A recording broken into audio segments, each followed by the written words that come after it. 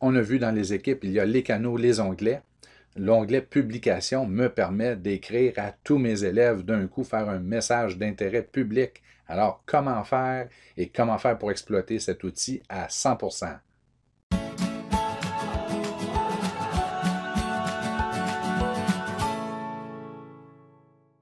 Bon, nous allons nous pencher sur l'onglet Publication. On n'ira pas dans le détail de chacun des boutons. Vous pourrez les découvrir par vous-même en temps et lieu, mais allons faire un survol des fonctionnalités principales de cette belle page de communication, de ce bel outil. Donc, je vais dans mon groupe classe. Par défaut, on arrive dans le canal général sur l'onglet Publication. Et c'est ici que l'on peut écrire à nos élèves et permettre à nos élèves de nous écrire.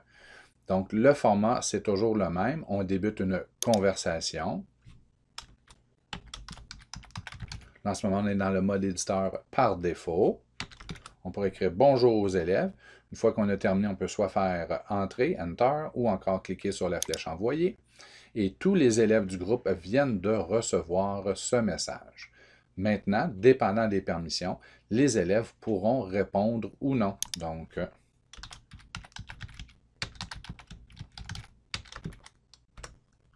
et voilà, les élèves pourraient répondre. C'est la même personne qui a répondu, mais c'est comme ça.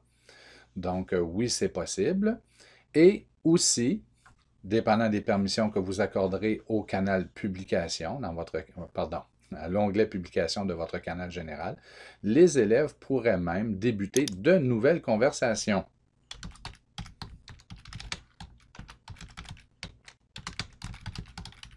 Exemple, trouver une certaine ressource et les élèves pourraient se répondre entre eux et tout ce qui se passe là est public.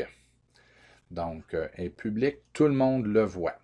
Par contre, vous pouvez le configurer de la manière que vous le désirez bien. Donc, si vous laissez la page publication ouverte à vos élèves, ce qu'on vous encourage à faire, mais là, vous devrez être clair dans ce qui est acceptable ou non à écrire. Si vous décidez de laisser la page ouverte, alors on vous suggère fortement de cliquer sur les 3 points à côté du nom de votre équipe, de cliquer sur « Gérer l'équipe »,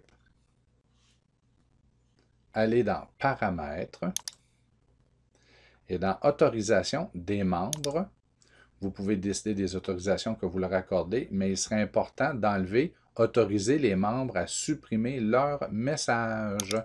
Donc, si vous avez des messages qui ne sont pas très gentils, qui sont écrits, l'élève ne pourra pas le retirer. Donc, en gros, publier quelque chose de méchant et 30 secondes après, une fois que tout le monde l'a vu, de l'effacer et que vous ne pourrez pas le voir ou que vous ne l'aurez pas vu. Pardon.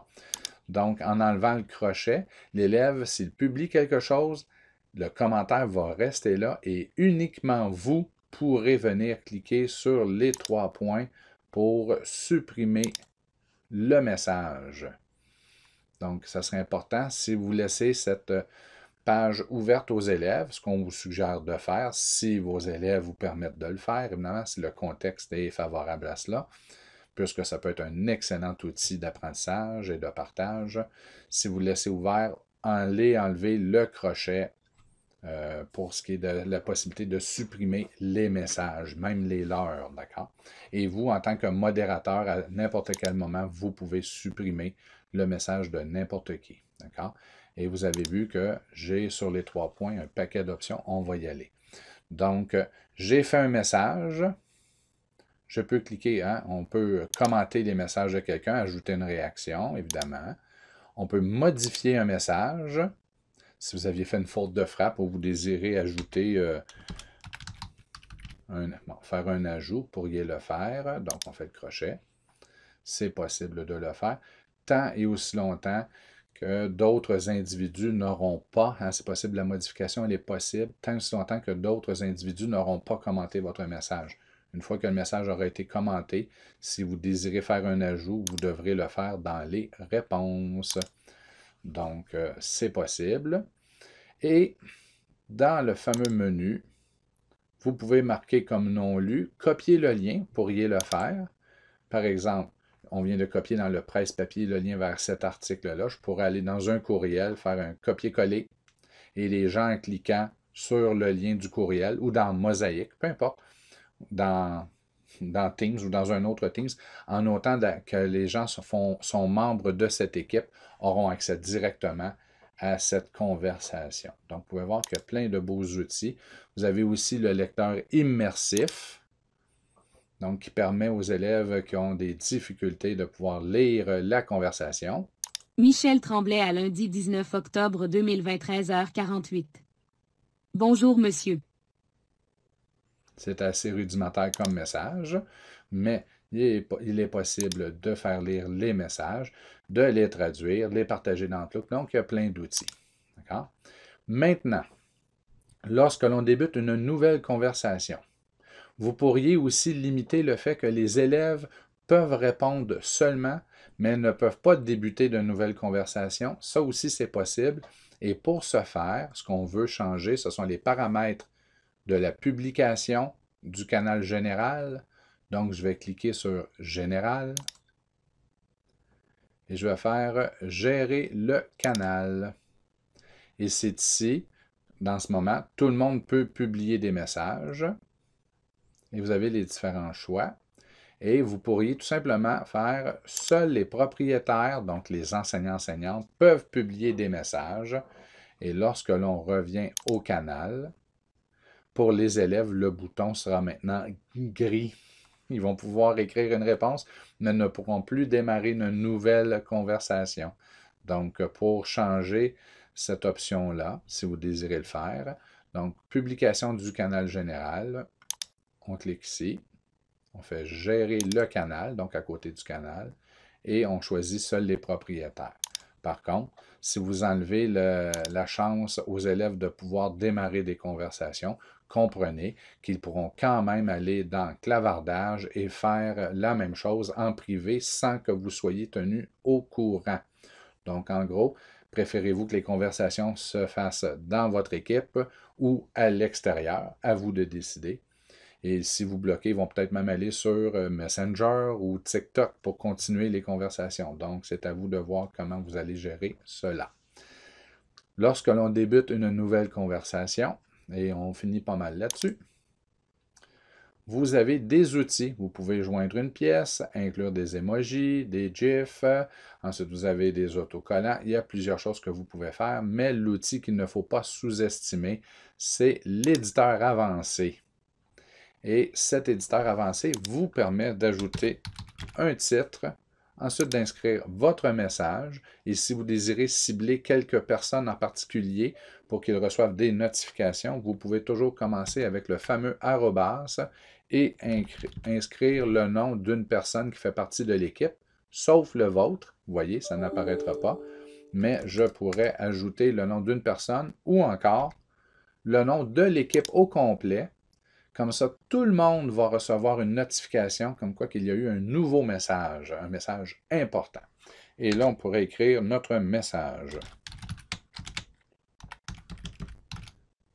Voici le message. Si vous désirez changer l'allure de votre message, vous pouvez le faire. Donc, il est possible, avec les fonctionnalités qui sont ici, par exemple, d'agrandir la police, d'utiliser un crayon pour surligner. On peut changer les couleurs de police aussi. Ouais, ça va faire bizarre, là, mais... Donc, il y a des possibilités de formater votre texte. Hein, vous avez titre, paragraphe, un peu comme un traitement de texte, comme Word. Il y a des possibilités d'avoir, d'effacer tout ce qui est mis en forme. On ne le fera pas là. De biffer, bon. On n'ira pas faire des retraits ou encore d'augmenter le retrait, les listes, d'ajouter un lien, un hyperlien. Donc, on pourrait ajouter un lien vers une ressource quelconque sur un mot. Donc, une vidéo Screencastify, une vidéo YouTube, un document texte. Donc, il y a moyen de le faire. Ajouter des tableaux, de marquer le message comme étant important. Et vous avez aussi les 3 points qui nous permettent d'annuler, de répéter. Donc, les fameuses flèches pour annuler, c'est important de le dire aux élèves quelles sont là, les flèches, parce que s'ils font des erreurs, ils peuvent les corriger avant la fin. Donc, ils ont fait une mauvaise manipulation, ils ont voulu ajouter une image, c'était pas la bonne, mais c'est possible. Donc, vous avez ici plein d'outils plein d'outils ici aussi. Et si vous désirez annuler la création, c'est la poubelle. Et là, on est en mode conversation. Il y a aussi un mode pour les profs qui est super intéressant. C'est le mode annonce. En réalité, ça ne change pas grand-chose, à l'exception qu'on ajoute un bandeau de couleur dans le haut du message. Donc, on pourrait écrire le titre encore plus gros. Et si vous le désirez, vous pouvez changer l'allure du bandeau, juste pour attirer l'attention. Donc oui, il y a cette possibilité-là. On est en mode annonce, sinon c'est le mode nouvelle conversation qui est vraiment, je ne dirais pas fade, mais en gros bien ordinaire. Le mode annonce vous permet de faire un bandeau pour attirer l'attention.